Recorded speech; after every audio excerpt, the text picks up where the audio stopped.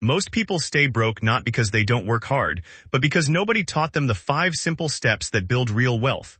Step 1. Stop wasting money on things that don't improve your future. Small daily spending can silently destroy your financial growth over time. Step 2. Learn a high-income skill.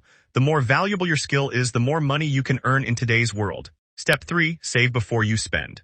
Rich people pay themselves first, while most people spend first and save what's left. Step 4. Make your money work for you. Investing, side hustles, and smart financial habits can slowly create passive income over time. And Step 5. Stay consistent.